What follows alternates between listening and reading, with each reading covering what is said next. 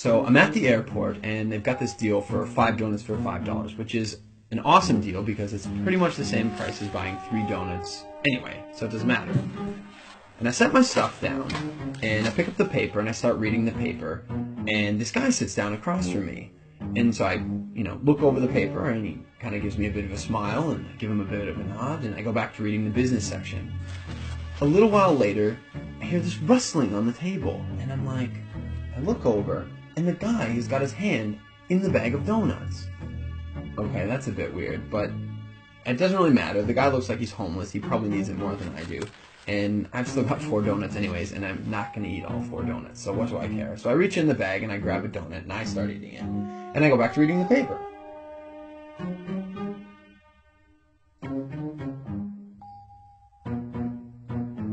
So I'm just getting into the social pages, and I hear this rustling on the table again.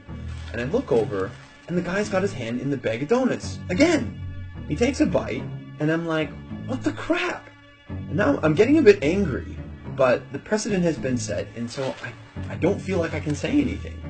But I reach into the bag a bit more aggressively, I take a bite, and I just shake my head like, whatever.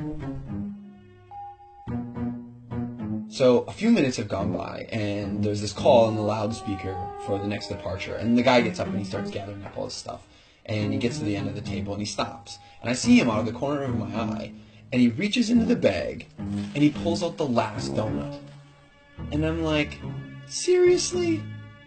And he looks at me, he breaks it in two, and he hands it to me. I reach out, and I take this half, and I'm in total disbelief.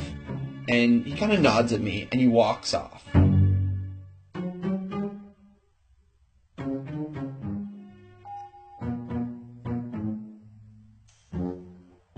So, while I'm sitting here, pondering the absurdity of what's just happened, I hear the call for my flight.